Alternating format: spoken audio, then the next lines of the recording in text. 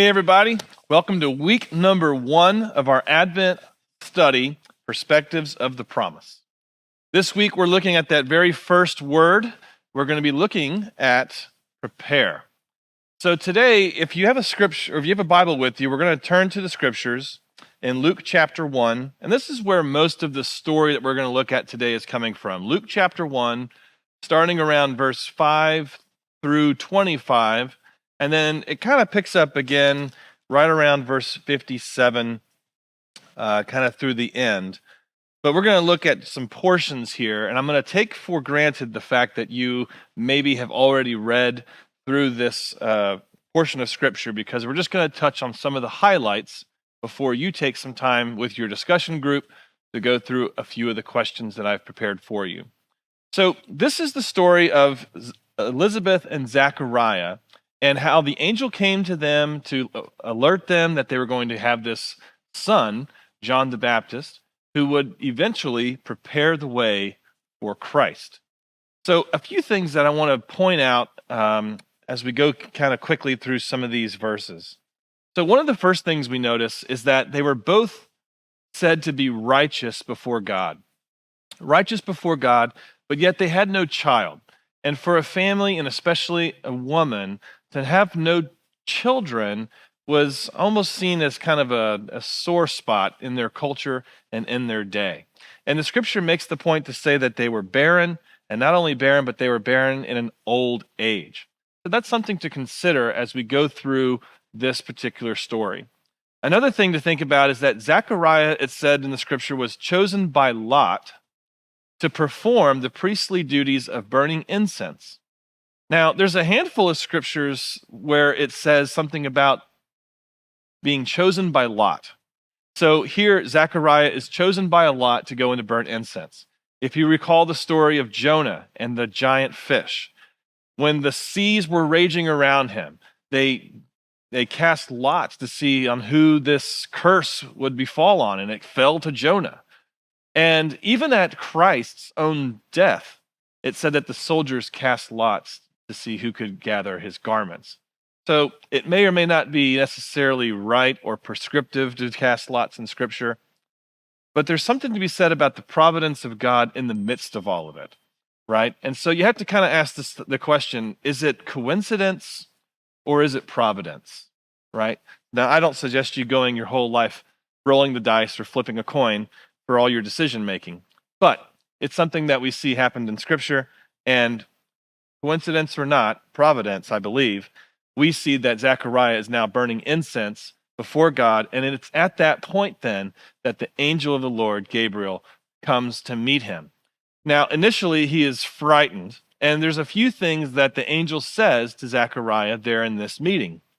The first is he told Zechariah that his prayer had been heard, and that Elizabeth will bear a son.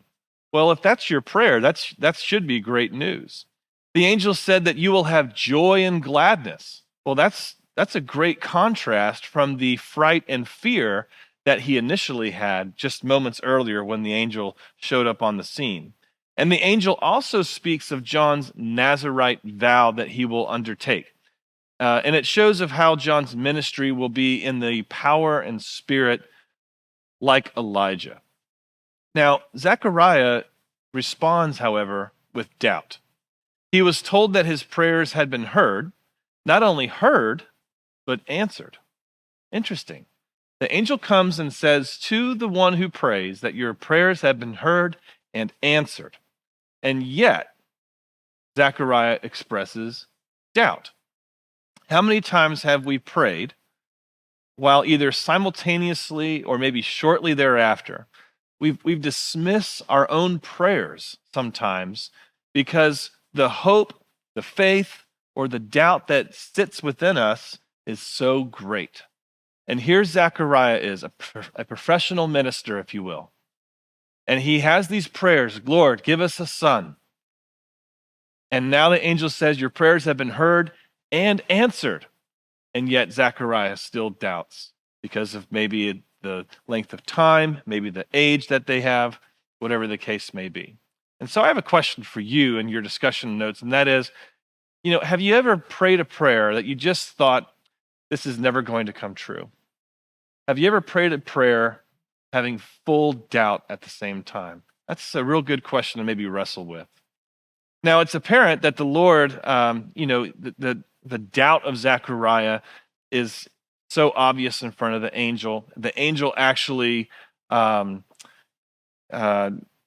disciplines Zechariah and makes him mute from that point forward. So for these now 9 months, Zechariah is unable to speak. And what's really interesting is the contrast between Zechariah's doubt and Elizabeth's faith. She is so overcome with joy that she's going to finally have this long-awaited son. She sees God as gracious. The name John actually means God is gracious. But she sees God as gracious and merciful and answering a prayer, and her faith is evident throughout the story.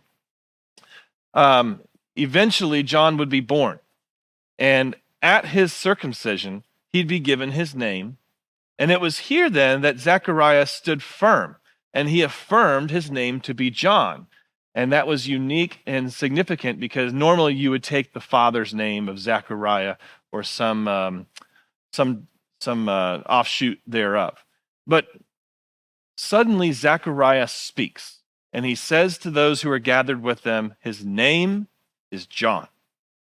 And his tongue is loosened, and he's able to speak. And now it's really, really cool story that now suddenly Zechariah speaks over his son after 9 months of silence, this incredible prophecy over John and what his life is to become. Imagine if you and I were to speak that kind of life over our children. We talk about perspectives of the promise. What a different perspective this is. As he goes and as Elizabeth goes to prepare the preparer, they would speak such great life over their son. Now it says in verse 80 that John grew and became strong in the Lord and in the Spirit, and that he was in the wilderness until the day of his public appearing. So John's life, those 30 or so years leading up to his ministry, is really largely missing. His father served as a priest, and so it might even seem a little bit unusual for his son to become a wandering man in the wilderness. And so it begs the question then is, what is the proper role of a parent? What is the proper role of someone who has authority over the life of another, or maybe who has a mentoring role over the life of another? How were Zechariah and Elizabeth to prepare the preparer? And furthermore, how might John's life of wandering and isolation, how might that have allowed God's Spirit to work? And how might that have created a tenacity and a determination that would make John so bold and outspoken in his ministry to come? These are a great number of different ideas to think on as you go into your study group and you pour your time over the scriptures. I hope it's given you some things to think about and a little bit of insight into this sometimes forgotten story in the Christmas season. So take some time to look it over. God bless you and your family. Have a great day.